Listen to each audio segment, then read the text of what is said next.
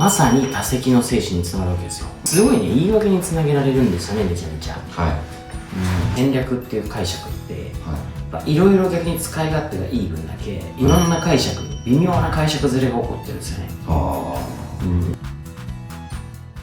こんにちは、まんじです。このチャンネルでは、14歳から働き、21歳で起業、現在までに300億円以上売り上げた経験で培った組織づくりや育成、思考法などをお話しています。興味がある方だけ、見ていただければ嬉しいです。本日もよろしくお願いします。お願いします。本日のテーマがですね、お客様を怒らせないようにする対応ということで、嫌な感じのお客様などを怒らせないようにする対応、結構気になるんですが、教えていただいてもよろしいでしょうか。そうですね。まず相手が誰であろうと、ここから自分が学ぶかどうかっていうことを念頭に置いてほしいなと。お客様がですね、お客様じゃなくても相手がですね、変わっている人だとか、難しい人だとか、嫌な感じだとか、これね、レッテルなるべく貼るのやめましょうと。バイアスはダメなんですよ。これってなんでかっていうと、相手のせいになるんで、自分がどう変わるかとか、どう対応するかに重きを置かれなくなっちゃうんですよね。まさに多責の精神につながるわけですよ。なるほど。だからよくあるのが、ちょっとお客様が変わってる方で、これどうしたらいいですかねみたいな。そこってお客様が変わってるかどうか情報いらないですよね、みたいな。すごいね、言い訳につなげられるんですよね、めちゃめちゃ。だからそうではなくて、どんな相手であろうと、自分がどう対応するかに重きを置いて学びましょうと。怒られたとか怒られることが問題じゃないんですよね。怒らせないようにすることが目的でもないですし。だから怒られたらどうしようとか、怒られたことが問題じゃないってことも理解ですね。怒らせないようにすることも目的ではないですよと。よく会社で言うんですけど、怒らせないことが目的ではないですよと。ミスをしないことを第一ではなくて、喜ばせることが第一ですよと。よくだからみんな変わりますよね。成果を出すことよりも怒られないことが目的になる人。喜ばせることよりも怒られないことが目的になる人。これ結構ずれていっちゃう人多いですよね。これはちょっと構造的にも問題があるのかもしれませんけど、でもそうなってはいけないってことですね。仮に怒られたとか、そういう観点で考えたときに、とにかく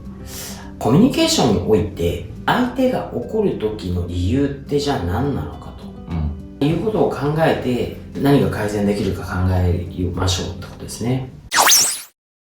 大体ですよ。じゃあコミュニケーションって相手が怒る時の理由って、例えば感情を傷つけられた時。感情を傷つけられた時。2つ目は相手の期待を裏切った時。3つ目はコミュニケーションの齟齬ですよね。大きく分けたら大体この3つじゃないかなと思うんですよね。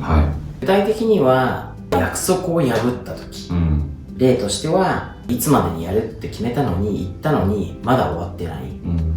それ終わることを期待して、こっちは物事を進めてたのになんで終わってないのと、怒りが混じるわけですよ。2つ目が信用を損なった時ですよねと。例題としては、あなただけに話すから秘密ねって言っていた後に、言っちゃったみたいな。なんであの話あの人に言ったの？秘密って言ったじゃん。こうやって信頼関係が崩れると、怒りとか失望とかありますよねと。で、次に態度や対応が一貫していない時ですね。例えば昨日 OK って言ってたのに、なんで今日になったらダメになってんのと。こういう矛盾した態度とか対応は、混乱だったり怒りを引き起こしますよねと。次に自分の意見が無視された、軽視された時、自分は意見を言ったのに全然聞いてくれてないとか、すぐ忘れてるとかね、なんか自分が言おうとした時に話を最後まで聞いてくれなくてなんかムカついたとか、発言を遮られたり適当に流されるとムカつくみたいなね。最後に意図が正しく伝わらなかった時、そんな意味で言ったんじゃないのになんで怒ってるのってことをたまにやりますよね。これはやっぱり言葉の選び方や伝え方が誤解を生むことがありますと。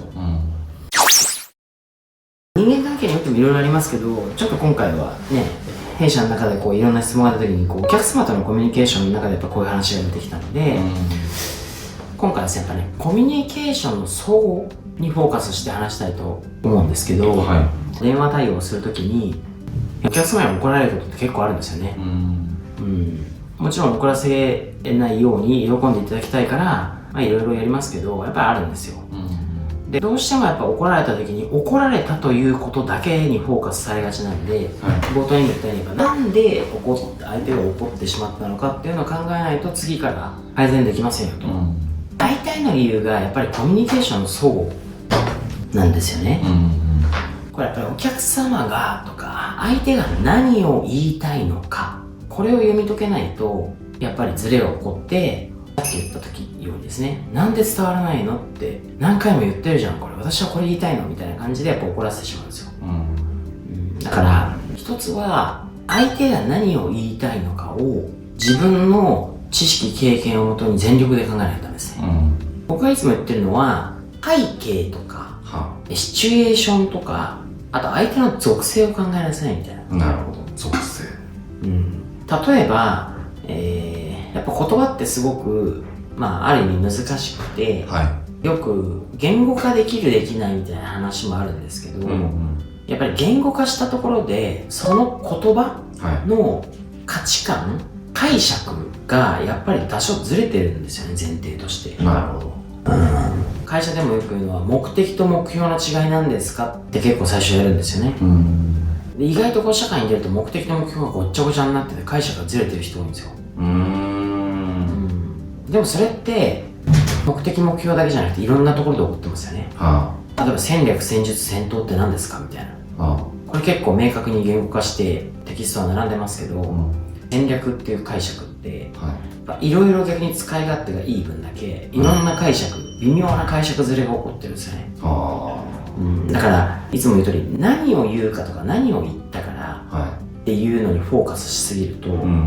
結構相手が求めてる答えを言えないことがあるんですよね。なるほど。例えば引っ越し代金安くしたいんだけど、ってお客様が言うと、これほとんどの人が言うわけですよね。で俺は当たり前だって言うわけですよ。でもその言葉は鵜呑みにしてはいけませんよと。どういうことってみんななるんですけど、じゃあお客様と引っ越しってものを A 地点から B 地点に運ぶことで対価を得るんで、一番安ければスタッフが超不愛想で超不潔で気持ち悪い人が言ってもいいですかと。それは嫌だって言うんですよ。どうせならいい人に来てもらいたい。対応もちゃんとしてほしい。だってプロでしょ。このプロもお客様が引っ越し会社のことをプロという内容と、僕らが思う本当のプロ、これも解釈ずれたりしますね。当然お客様の A さん B さんによってもプロなんだからっていう、そのプロなんだからの中身って全然違ったりするんですよ。だからもういけますけど、安くしてほしいんだよねって一言言われただけでも、実はその意味の中にお客様としてはちゃんとやった上で安くしてほしい、これみんな誰しも大体思うわけですよね。でも安くしてほしいだけの事柄だけを捉えると、質のことは一旦忘れ出して、安くすることだけにフォーカスして、じゃあ3万円と2万5千円どっちがいいですかみたいな話になって提案しちゃうんですよね。だけどお客様としては当然ちゃんとしてる前提で安くしたいって言ってたわけだから、じゃあうちが仮に3万円で言ったのに、最後やっぱり他に頼みますって言われて、ここって安かったんですかって聞いたら、いや他は3万5千円でした、ってなるんですよ。安い方がいいって言ったじゃないですか。私たち一番上安いじゃないですか。なんで決まらないんですかみたいなね。こんなことってよく起こってますよ。ちょっと話が外れましたけど、例題として今話したようなことが、やっぱり会話の中で起こるわけですね。なのでお客様がこんなことを伝えたいと思って言った言葉を違う意味で解釈をして回答すると、いやいやそうじゃない、そうこう言ってんじゃなくてと、みたいなどんどんなってくるんですよね。でそれが重なるとお客様もやっぱ感情が少し高ぶってくるんで、ちょっと強い言い方になったりとかするんですよね。これを嫌なお客様とか嫌な感じのお客様かって言っちゃうんですよ。大体の場合は嫌な感じにさせてるんですね。嫌な感じという勝手なバイアスをかけてるだけなんですよ。なるほど。だからそういうこともちゃんと理解をして、基本的にはやっぱりその怒らせてしまったとしたら大体自分に原因があるんじゃないかなと、だとしたら何が悪かったんだろうなと、次のために原因をちゃんと考えて改善をする、大体のほとんどのその原因は意図が正しくキャッチボールできてないからですよ。なるほど。だからまずはお客様、相手のが何を言いたいかを考える。知識経験使って考えることですね。引っ越しであればね、例えば引っ越しのシチュエーションをちゃんと考えましょうと。例えば引っ越し業者に電話かけてくるときってお客様どういう状態とかどういう今プロセスかと。まあ分かりやすく言うと、不動産屋さんに部屋を契約して退去届も出して入居開始が決まっていて、であと引っ越すっていう時、それがお客様の背景によって例えば転勤なのかとか、家を建てたから引っ越すのかとか、そういうことで言うと若干やることとか感覚値が違ったり、そういうのもバーッと頭の中で背景考えながらお客様の立場に立った時に引っ越すというオペレーションの中で今どういう位置にいるのかと、でこういう言葉を使ってる、こういうふうに言われたってことはおそらくこういうことを求めてるんじゃなかろうかと、そんなことを考えて対応すると。簡単に言ってしまうと、とにかく相手の背景、目指している目的、こういったものを必ず考えて応用していく。もっと一言言ってばだからなぜを考えるんですよね。なぜを考える。なるほど。なぜこの質問をしているのか、相手は。なぜ、こういう回答をしたらこういう回答が返ってきたのか。なぜ私たちはこれを伝えなければならないのか。もしくはなぜお客様をこういう安くしたいって言ってるのか、含めてですね。そんなようなことをしっかりと考えながら対応するようにしていったら、多分その意図が正しく伝わらないっていうことが双方に対してなくなっていくので、でいろんなパターンのお客様においても減っていくので、怒られることは減っていくんじゃないかなと思います。なるほど。ありがとうございます。本日以上になります。最後まで見ちゃった方とか、気づきがあった、よかったよという方が少しでもいらっしゃったら嬉しいです。ありがとうございました。